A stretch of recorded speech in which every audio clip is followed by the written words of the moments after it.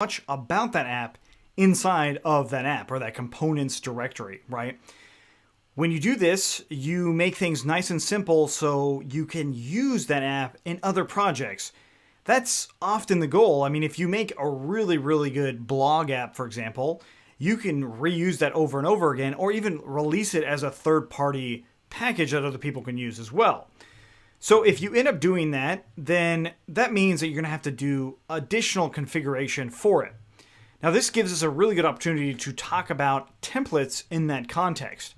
So I've purposely left this out because I wanted to show you how to render out some data about that app first and then move the templates around. Now, inside of our apps, we can actually put a new folder in here called templates. So inside of the sub app, you can have a new folder in here called templates, and you can do things inside of that. We can make another new folder in there. That new folder is going to be the name of our app. So just like in this templates, we did products detail, we would do that same thing here. And in fact, we would name it exactly like our app. In my case, I did product first.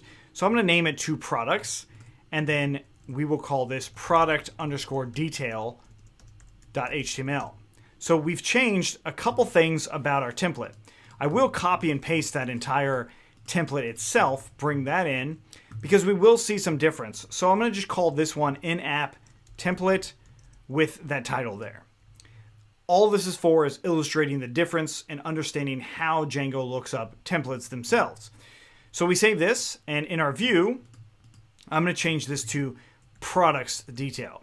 Not the exact thing, because I want to show you something. You can jump ahead and go to the exact same, but I want to show you something. So if I save that, what's going to happen is I render this page out and I get an error saying template does not exist.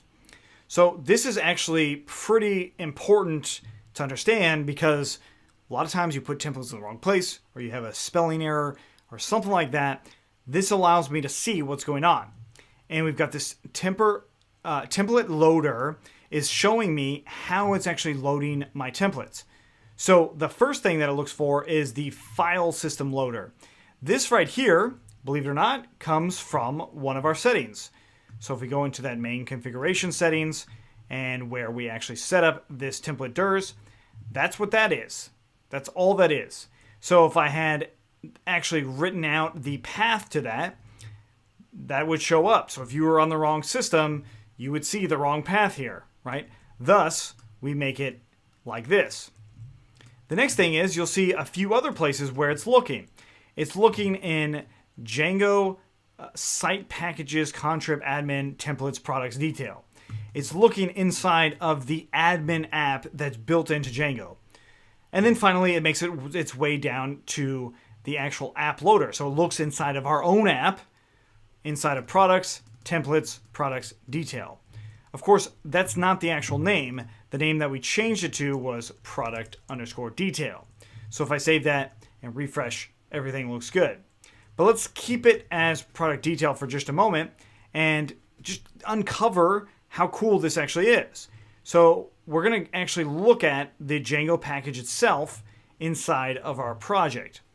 Now, do keep in mind that we do not want to change anything in here. We're just looking at it for illustration purposes only. So we go into lib, Python 3.6, site packages, Django, just the single Django, not anything else. And then, if we trace back what's going on, we see contrib admin templates. So contrib admin templates, and here are other templates. Actually, let's look at this admin app itself. This is actually not a whole lot different than what we have. There's certainly more things there than what we have because we're still doing a lot of basic stuff. But at some point you might not ever have an app with this much stuff. So that's not really the point. The point here is it's the exact same thing. It's the same Django app with the admin or the built-in app as it is with what we're doing. That's pretty cool. So you can actually see the templates, and you could edit them here, but you don't need to. In fact, what you would do is if you want to override any of your built-in templates or any of the app templates, if you want to override something like this, you would then just put them in your file system ones. You would put them in here with the exact same path. So let's go ahead and change the view back to being the actual proper one. So it's products, right? Product detail. That's the end all be all that we want. So we see that it says in-app template. Now, if I wanted to override this template or any templates for any of these apps, I would come into my template folder, that main directory that I created, and I would rename or add the same path that I had before. So I'm going to rename this to product detail. Okay, so now it completely changed that. I refresh in here, and there we go. So it's actually showing me the OG template, right? And that's how you'd go about doing this. But do keep in mind that when you're working on your own solo app or you have a team, chances are really good that you're going to want to keep it inside of this itself.